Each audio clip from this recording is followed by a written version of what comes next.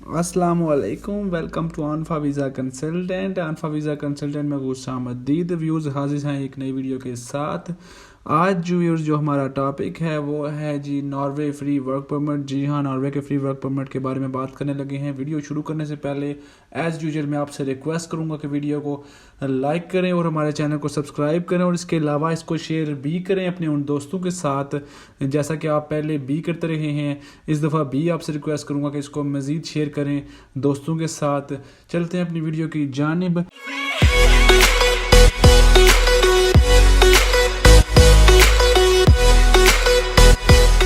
सबसे पहले नॉर्वे की थोड़ी सी तारीफ़ कर लेते हैं कि नॉर्वे एक ऐसा कंट्री है कहाँ पे पाया जाता है। व्यूअर्स, ये स्कैंडिनेवियन रीजन में पाया जाता है। नॉर्थ वेस्ट और northern part of the Europe में ये पाया जाता है।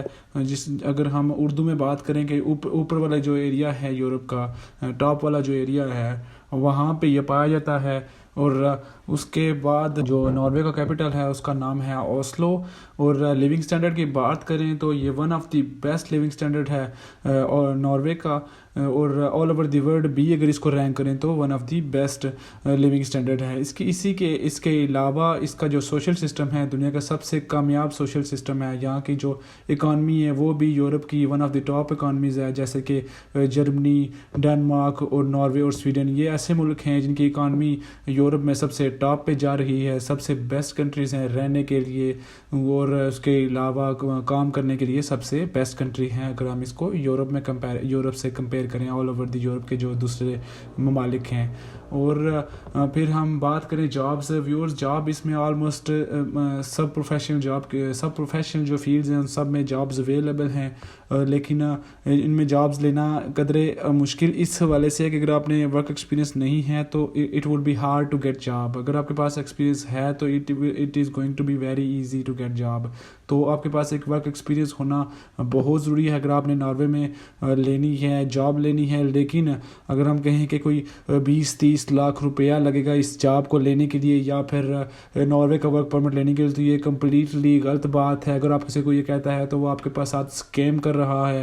अगर आपसे कहता है कि मुझे 20 लाख 30 लाख तो मैं आपको नॉर्वे या फिर किसी यूरोप के दूसरे मुल्क का वर्क परमिट ले दूंगा, तो ये कम्प्लीटली झूठ होगा, ये कम्प्लीटली गलत बात होगी। ऐसा कहीं भी नहीं होता।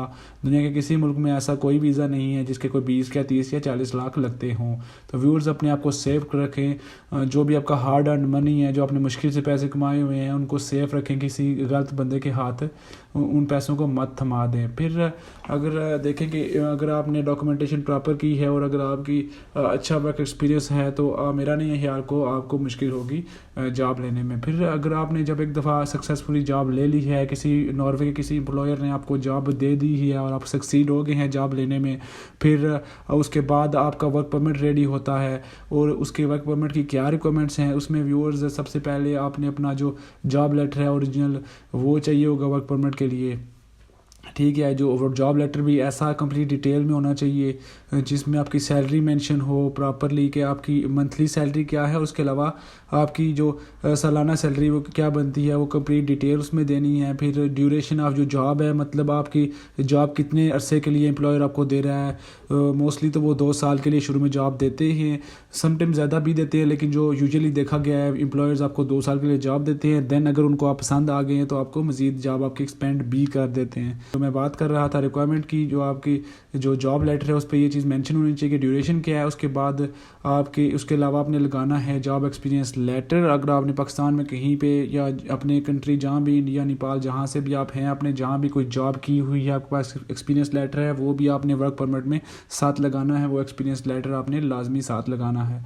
फिर education document upon which you get the job in the relevant field. फिर जो आपने अगर इन सब जो आपने जब जॉब हासिल की थी तो अगर आपने जो डॉक्यूमेंट्स लगा के जॉब हासिल की थी, जिन डिग्रीज़ या जिस क्वालिफ़िकेशन की बेस पे आपने ये जॉब हासिल की थी, वो वाले एजुकेशन डॉक्यूमेंट भी आपने इसके साथ अटैच करने हैं। پھر جب ونس آپ کا ورک پرمٹ ریڈی ہو گیا ہے پھر باری آتی ہے ویزا اپلیکیشن کی. جی ہاں, ویزا اپلیکیشن سب سے لاسٹ پروسیس ہوتا ہے کسی بھی ورک پرمٹ یا کسی بھی کیٹیگری میں. جب آپ باہر کے لیے جانے کے لیے اپلائی کرتے ہیں کسی دوسرے ملک میں تو جو سب سے لاسٹ ریکوائرمنٹ ہوتی ہے وہ ویزا ریکوائرمنٹ ہوتی ہے, آیا وہ اسٹڈی ویزا ہو, وزٹ ویزا ہو یا پھر ورک پرمٹ ہو. پھر جی visa requirement just like other countries, اس میں آپ کو میرج سرٹیفکیٹ چاہیے, پھر اس کے بعد birth certificate, FRC family registration certificate with fathers and sons and daughters, بیوی بچوں سمیت. اس کے علاوہ ماں باپ کا ساتھ FRC ہونا بھی ضروری ہے. اس کے بعد فنڈز پروف, جی ہاں ایک منیمم اماؤنٹ آف منی آپ کو شو کرنے ہوتے ہیں کہ آپ جب جا رہے ہیں تو آپ کے پاس اتنے پیسے ہیں کہ تھوڑا عرصہ آپ اپنے آپ کو سپورٹ کر سکیں. پھر پاسپورٹ چاہیے, پھر پولیس کریکٹر سرٹیفکیٹ, یہ سب ڈاکومنٹ آپ کو ٹیسٹ کرانے ہیں موفا سے, منسٹری آف فارن افیئر سے ٹیسٹ کروا کے اس کے بعد آپ اپلائی کر سکتے ہیں. اس طرح آپ جائیں گے تو آپ کی فائل ہی وہ نارویجین جو ایمبیسی پاکستان میں موجود ہے وہ آپ کی فائل ہی نہیں دیتی اگر آپ کے ڈاکومنٹس اٹیسٹڈ نہیں ہیں. That's it for today. یہ تھا جی ناروے ورک پرمٹ کی ڈیٹیلز. مزید اگر آپ نے کچھ انکوائر کرنا ہے, کچھ پوچھنا چاہتے ہیں ڈیٹیل میں, تو آپ دیے گئے نمبرز پہ رابطہ کر سکتے ہیں, واٹس ایپ پہ, اس کے علاوہ فون کال پہ بھی رابطہ کر سکتے ہیں. انشاءاللہ آپ کو جواب دیں گے, اور اگر آپ کو کسی قسم خیال چاہیے تو وہ بھی کریں گے.